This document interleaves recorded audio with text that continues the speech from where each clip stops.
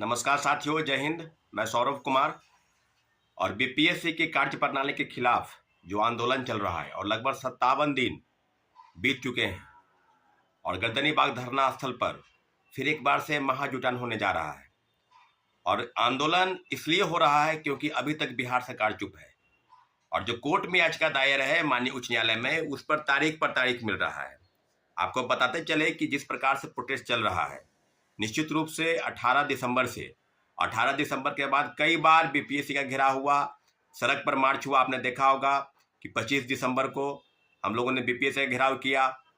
29 दिसंबर को गांधी मैदान के पास लगभग 35 से 40 हजार अभ्यर्थी प्रशांत किशोर जी अभ्यर्थियों के साथ थे और सब चीज़ों के पर आपने देखा। उसके बाद फिर हम लोग एक और प्रोटेस्ट किए, उसके बाद फिर 30 जनवरी को प्रोटेस्ट हुआ।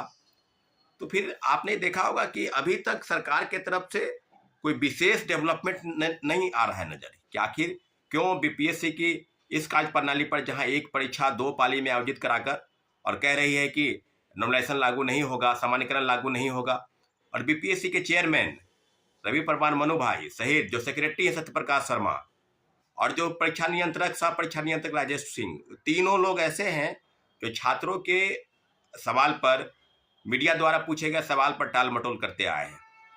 तो पूरी तरीके से व्यवस्था ऐसे बनी और इस पर लगातार सरकार के तरफ से जो प्रवक्ता हैं या जो नेता हैं एनडीए के, चाहे वो भारतीय जनता पार्टी के नेता प्रवक्ता हो या जनता दल यू के नेता प्रवक्ता हो, सब लोगों का कहना है कि राजनीति का शिकार हो गया, राजनीतिक दलों की घुसपैठ हो गई है, उन्हीं के द्वारा संचालित हो रहा है। क्योंकि तेजस्वी यादव जी पहले शुरुआती दिन में आए, वीडियो कॉल पर बात किए, गर्दनी बाग आए, उनके कई नेता, राजद के नेता कार्यकर्ता, लेकिन कोई इसमें राजनीति का मंच किसी को छात्रों ने नहीं होने दिया। और आज भी गर्दनी बाग में 50 की संख्या हो, 100 की संख्या हो, 200 की संख्या में हो, लगातार दिन रात अभ्यर्थी डटे हैं कि री एग्जामिनेशन कराना है। और री एग्जामिनेशन को लेकर कोर्ट में लगातार सुनवाई होनी चाहिए थी, परंतु आपने देखा होगा कि 30 तारीख को सुनवाई टली। हलफनामा जो दायर करना था सरकार को, बीपीएससी को, उसमें फिर 4 तारीख को हुआ कि 4 तारीख को सुनवाई होगी, फिर 4 तारीख को नहीं हो पाया तो फिर होगा 10 तारीख को सुनवाई होगी। और 37 से केस नंबर जो है 41 पर, फिर भी कल भी 41 पर केस था हम लोग का, ऐसा अनुमान था कि सुनवाई होगी, सुनवाई नहीं हो पाई।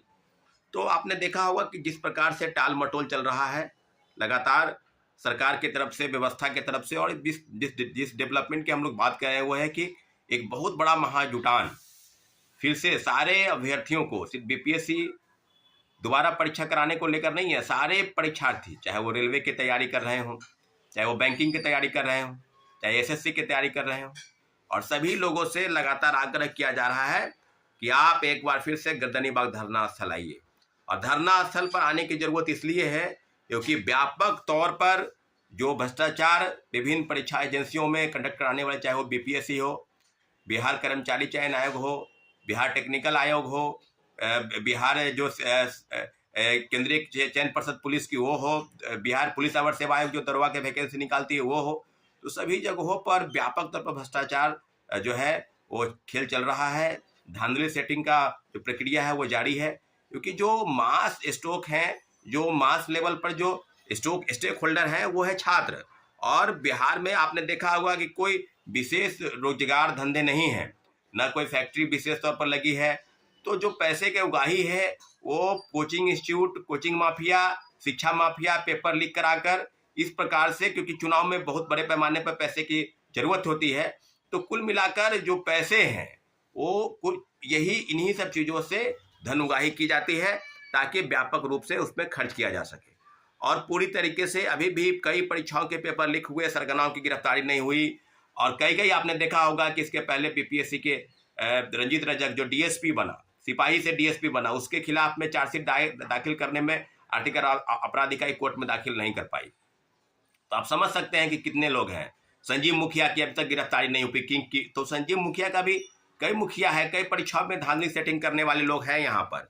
और जिस प्रकार से लाठीचार्ज हो रहा है इस प्रदेश में, जहाँ लोकतंत्र की बात की जा रही है कि लोकतंत्र है, सुशासन की सरकार है, लगातार मुख्यमंत्री जी प्रगति यात्रा पर विभिन्न जिलों के दौरे कर रहे हैं, तो फिर युवाओं को आप नाराज करके प्रगति नहीं कर सकते हैं। इसलिए आप जान लीजिए कि जो चीज़ें हो रही है, और तेजस्वी यादव से अभी आग्रह किया जा रहा है छात्र अभ्यर्थियों का कि आप आए थे, ठीक है, लेकिन अब आपको आने की जरूरत नहीं है गर्दनी बाग। क्योंकि आप अभ्यर्थी समझ गए हैं कि आप क्या करना चाहते हैं।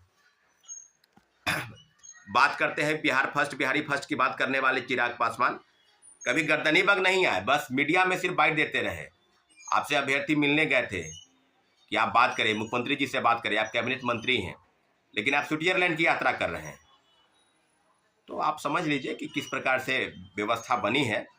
इसलिए सभी लोगों से, चाहे वो चिराग पासवान हो, चाहे तेजस्वी यादव हो, चाहे कोई भी राजनीतिक दल के नेता हो, उनको गर्दनी बाग आने की जरूरत नहीं है। क्योंकि हम लोग लगातार आपका स्वागत कर रहे थे, लेकिन आपने हम लोग के साथ छला है, अभ्यर्थियों के भावनाओं के साथ खिलवाड़ किया है।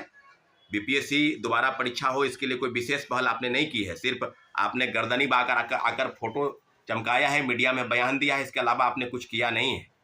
इसलिए सारे अभ्यर्थियों के तरफ से इन नेताओं को गर्दनी बाग धरना स्थल से दूर रखना। अगर आपको इतना ही अभ्यर्थियों का आपको हक है दिलाना है, तो आप विधायक के साथ आप विधानसभा में इस प्रश्न को उठाएं, आप बीपीएससी का घेराव करें, आप कहीं धरने पर बैठें, गर्दनी बाग में ही कहीं अलग धरने पर आप बैठें।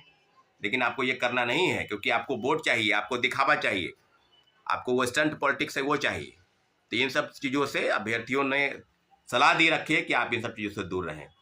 इसलिए सभी अभ्यर्थी एकजुट हो जाए और बहुत बड़ा आंदोलन जो है, महाआंदोलन, फिर से बीपीएससी रीएग्जामिनेशन की मांग को लेकर, चेयरमैन रवि परवार मनु भाई के इस्तीफे को लेकर पूरी तरीके से छात्र अभ्यर्थी एकजुट हो रहे हैं और एकजुट होकर इस लड़ाई को लड़ना है। सभी भाइयों को, बहनों को धन्यवाद। जय हिंद।